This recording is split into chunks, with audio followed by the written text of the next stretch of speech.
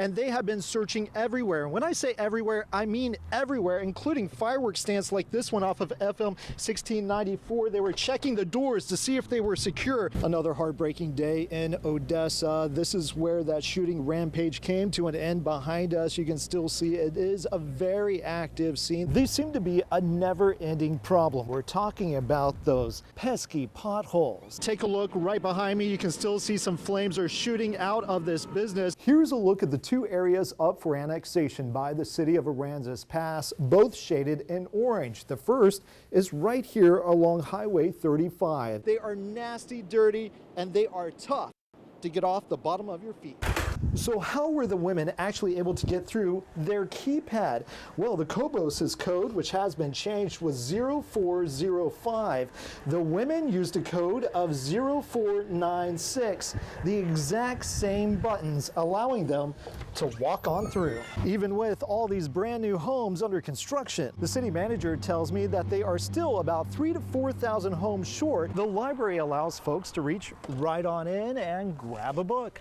But instead of just taking a book, the thief made off with the entire dispenser. This is the USS Abraham Lincoln. It's a Nimitz-class aircraft carrier, home to 5,000 sailors and aviators, searching for those last-minute items for Thanksgiving tomorrow. But we are navigating the aisles pretty well over here, and we actually have our cart cam to give you a different perspective. And we're off of Nueces Bay Boulevard. This is where that chase came to a crashing end. You can actually see the tire marks from that getaway vehicle. That truck went over a ditch and crashed right into that fence. This all started, as you said, as a shoplifting theft at the Portland Walmart. The suspects fleeing in a blue truck. Portland police gave chase, and it quickly turned into a high-speed pursuit. That chase came all the way down to Corpus Christi at Upriver Road and Nueces Bay Boulevard before that truck crashed into a fence. There were 3 suspects involved, 2 men and 1 woman. That woman staying behind and was quickly apprehended by police. The 2 men, actually one of them was armed with a handgun. Police say that they jumped the nearby fence and forced their way into a nearby home. No one was hurt.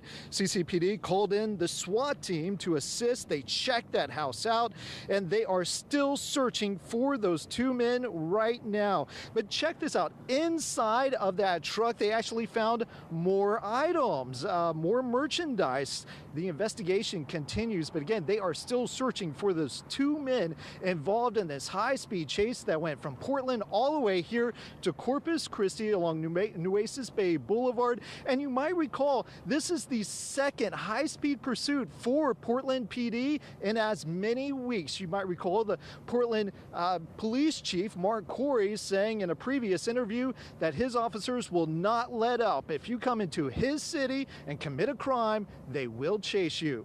Reporting live tonight, I'm Bill Churchwell, 3 News. Now back to you.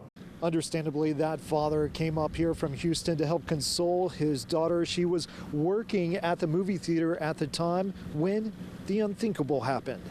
My phone rings. Hayden's on the other end. She says, "Dad, we just evacuated the building. There's an active shooter." David Karanji tells us he listened in horror as his daughter described the frightening moments unfolding right outside the Synergy Theater. So I was praying that I was going to come out of this alive. Like, I just didn't want to die. Next thing I know, on the phone I hear, "Daddy, Daddy, Daddy." Here he comes. He's driving down. He's in a mail truck. That hijacked mail truck, along with a smashed police cruiser, still surrounded by crime tape as investigators comb through evidence 1 day later. It's here where we met David, still processing what his daughter had gone through. I was watching you hear pop, pop, pop, pop, pop. And Hayden tells me, "Daddy, I could see the shooter.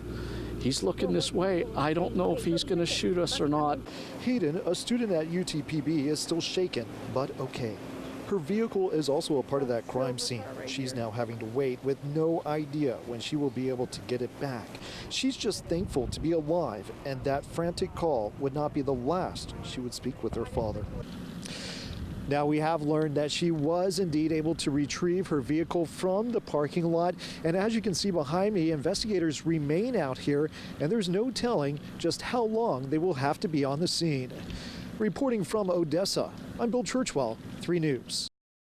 Well, now to a story that's created lots of excitement for folks in Kingsville. We think it might put you in a good mood as well, and the operative word there is mood. It seems a popular icon has found its way back to Kingsville. Our Bill Churchwell has the story.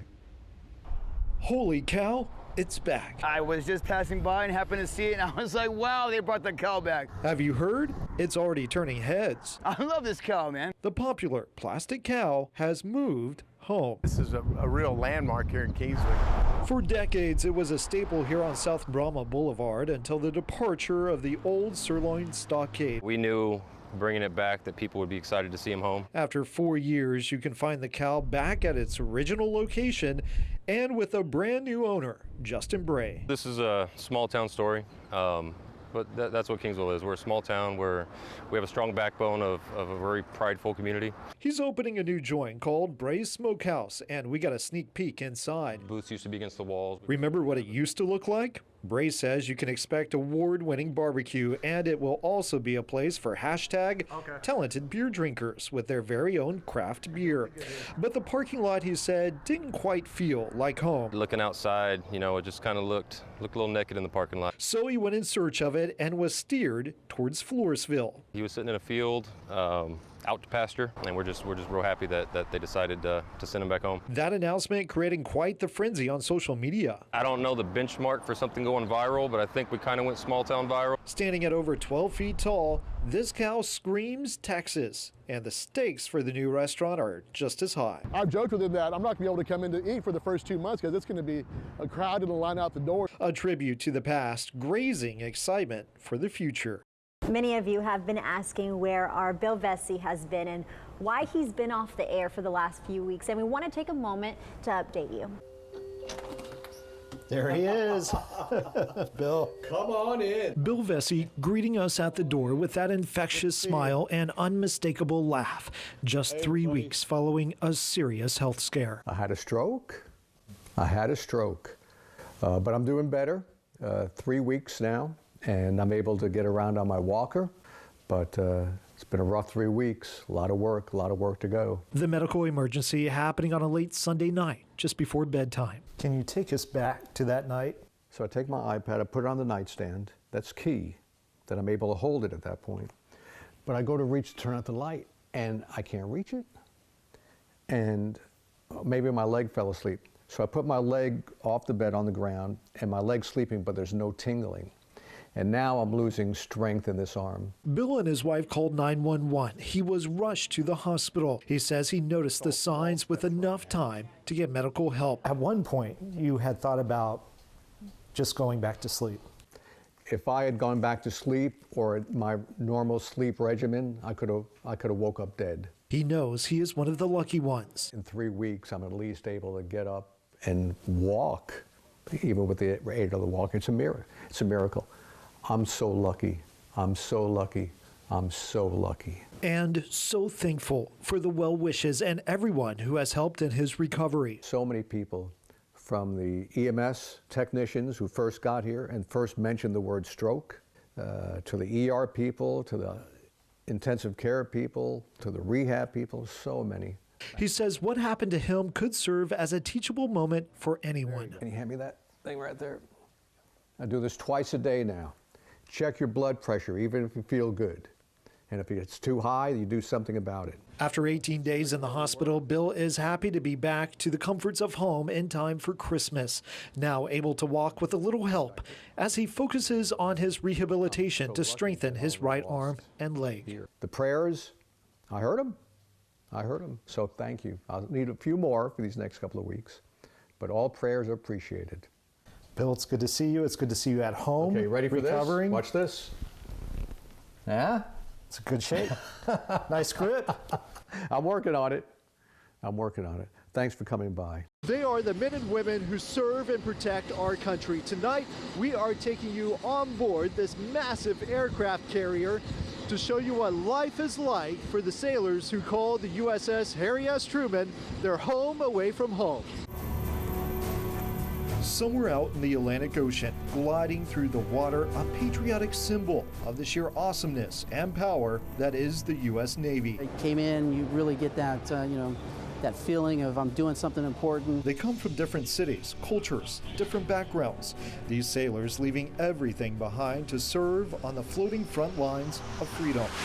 Currently operating at sea with 3,000 men and women, serving aboard the ship another 2,400 from carrier Air Wing 1.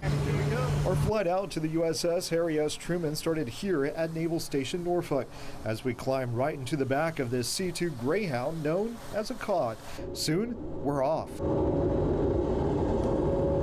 Roughly 3 hours later, our flight suddenly came to a quick stop, going from 130 miles per hour to 0 in just a couple of seconds, landing on this moving airport at sea. As we step outside for the first time, right away we are introduced to the well-orchestrated madness of the flight deck. F-18s taking off and landing just feet away. It's amazing to watch the ballet of the flight deck. Down below in the hangar bay My wife and I is where we met Lieutenant Commander Chase Matthews, a local guy from Port Aransas. My initial plan was just to do 4 years in the military and get out, but here I am 27 years later. Here on the Truman, Matthews is in charge of defending the aircraft carrier with its defensive weapons. So if an airplane or a missile were to come into the carrier, it's my job to make sure it gets shot down. Walking around the ship, there are plenty of ways to get lost with narrow passageways, or P-ways as they call them. It's where we met another Texas native. My name is Theodore Heglin. I'm a machinist mate, 3rd class. Heglin was also an islander at Texas A&M Corpus Christi before he joined the Navy. He works in Shaft Alley, which had us squeezing through several of these scuttles to get to. We are going all the way down to the bows of the ship now. There's a lot of weight on our shoulders as far as just truly running the ship. This is his office space. If anything happens, I'm responsible for it. I'm accountable for it. Heglin has been in the Navy for just over 2 years and stationed on the ship for over a year. I want to give a shout out to everyone back home.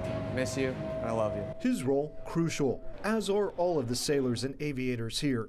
It's a 24-hour window into the lives of these men and women who serve on board this incredible ship. A journey that makes you appreciate the sacrifices they make to serve their country. Bill Churchwell, 3 News.